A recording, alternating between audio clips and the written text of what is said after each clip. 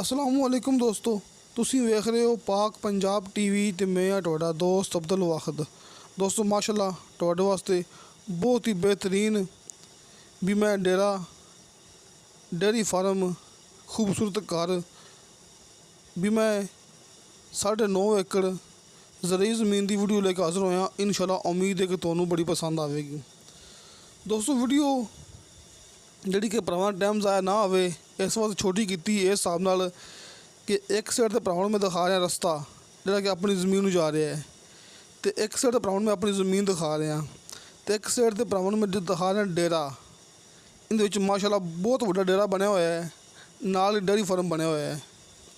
3 कमरे अपनी रिहायश वास्ते, तो 3 कमरों के सामने बिल्कुल 3 कमरे होर है ने जोड़े कच्चे है ने। कच्चा तो मुराद है कि गारा लग्या हुआ है लेकिन इट पक्की है कि आपां नूं 5-6 कमरे बनणगे, 3 कमरे पक्के 3 कमरे कच्चे, तो नाल ही बहुत बड़ा डेयरी फार्म भरावां दिखा रहा मैं कि हर सहूलत आपां नूं मिलेगी इस 9.5 एकड़ ज़मीन के विचों। ये भरावां में दिखा रहा एक साइड ते ये रस्ता अं समझ लो कि मुकम्मल ज़मीन है लिंक रोड पर पई हुई जी। सॉरी रस्ता सरकारी लेकिन कच्चा है कि मुकम्मल ज़मीन जी कि रस्ते से पई हुई है। ये मैं तुहानू दिखा रहा एक साइड ते मुकम्मल रस्ता है, वेखो मकई लगी हुई है। एक साइड भरावां दिखा रहा मैं डेरा है, वेखो दोस्तों 9.5 एकड़ ज़मीन है। तसल्ली नाल मूवी वेख लो। साहीवाल का इलाका बड़े दोस्त कहते सी कि ज़मीन साहीवाल के बिल्कुल नाल होवे।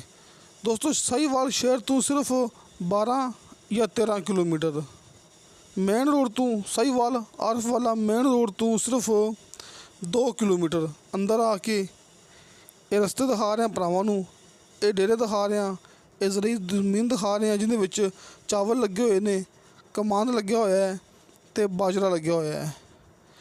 दोस्तों इत्थे हर फसल हुंदी जी, बल्कि जो अपना इलाका है ना मैं भरावां दसदा हुन्ना साहीवाल आरफ वाला अपने नज़दीक बूरे वाला इस तरह फिर के पाकपतन कि इत्थे हर फसल हुंदी है। इस वास्ते इत्थे डिमांड थोड़ी जी ज़्यादा हुंदी है।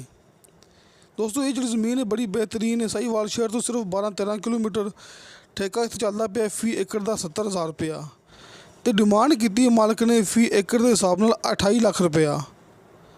दोस्तों मुकम्मल गलबात मैं भरावां दस चुकिया कि 9.5 एकड़ ज़रूरी ज़मीन साहीवाल शहर के बिल्कुल नज़दीक बीमा डेरा बीमा डेयरी फार्म हर फसल वास्ते बड़ी बेहतरीन कमाई मकई कमांद बाजरा इस टाइम मौके पर लग्या होया है, चावल लगे हुए ने वो भी भरावां दिखा चुके हैं।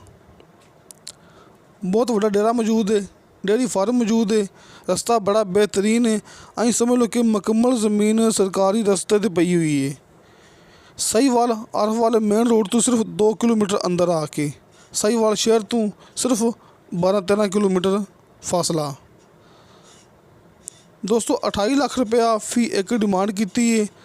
70,000 रुपये इतने ठेका है, ट्यूबवैल लग्या, नीचे का पानी बिल्कुल मिठा है, साल का नहरी पानी दोस्तों 42 मिनट फी एकड़ के हिसाब नाल। दोस्तों ऐसी ज़मीन है जिंदा सब तो ज़्यादा नहरी पानी है कि 42 मिनट फी एकड़ का नहरी पानी है। मैं भरावां नूं यह भी दस दिना कि 399 मिनट फी मुकम्मल ज़मीन नूं पानी है। 9.5 एकड़ ज़मीन 399 मिनट 42 मिनट फी एकड़ के हिसाब नाल।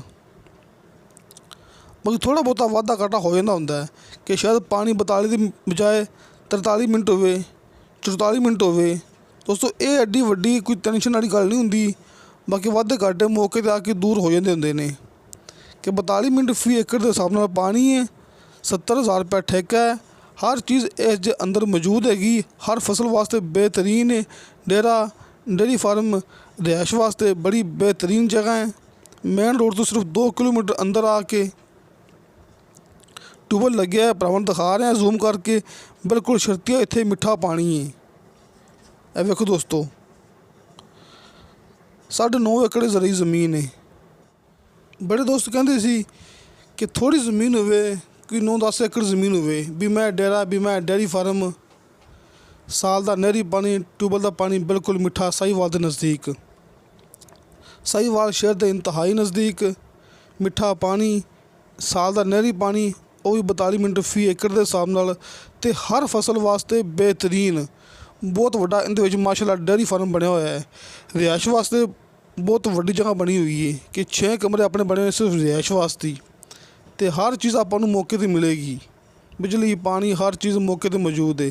ਮੇਨ ਰੋਡ ਤੋਂ ਸਿਰਫ 2 ਕਿਲੋਮੀਟਰ, 9.5 ਏਕੜ ਜ਼ਮੀਨ ਹੈ, 28 ਲੱਖ ਰੁਪਇਆ ਫੀ ਏਕੜ ਦੇ ਹਿਸਾਬ ਨਾਲ ਇਹਦੀ ਡਿਮਾਂਡ ਹੈ। ਕਮੀ ਪੇਸ਼ੀ ਪਿਆਰ ਮੁਹੱਬਤ ਹੋ ਜਾਏਗਾ। ਆਪਣਾ WhatsApp number end call number ਲੱਗਿਆ ਹੁੰਦਾ ਹੈ ਹਰ ਮੂਵੀ ਦੀ ਡਿਸਕ੍ਰਿਪਸ਼ਨ ਦੇ ਵਿੱਚ। ਕਾਲ 'ਤੇ ਰਾਬਤਾ ਨਾ ਹੋ ਸਕੇ ਤੁਸੀਂ WhatsApp 'ਤੇ ਲਾਜ਼ਮੀ ਮੈਸੇਜ ਕਰਨਾ ਹੈ, ਕਿਉਂਕਿ ਬੱਸ ਦੌਰਾਨ ਸਫ਼ਰ ਦੇ ਵਿੱਚ ਕਾਲ ਅਟੈਂਡ ਨਹੀਂ ਕਰ ਸਕਦੇ, ਮੋਟਰਸਾਈਕਲ 'ਤੇ ਹੁੰਦੇ ਆ। ਦੋਸਤੋ, ਤੁਹਾਨੂੰ ਸਾਡੀ ਵੀਡੀਓ ਪਸੰਦ ਆਵੇ, ਸਾਡੀ ਵੀਡੀਓ ਲਾਈਕ ਅਤੇ ਸ਼ੇਅਰ ਜ਼ਰੂਰ ਕਰੋ। ਆਪਣੇ ਬਿਹਤਰੀਨ ਜਿਹੇ ਕਮੈਂਟਸ ਲੈ ਕੇ ਭੇਜੋ। ਇਨਸ਼ਾ ਅੱਲਾਹ ਤਾਲਾ ਮਿਲਾਂਗੇ ਅਗਲੀ ਵੀਡੀਓ 'ਤੇ। ਖੁਦਾ ਹਾਫਿਜ਼।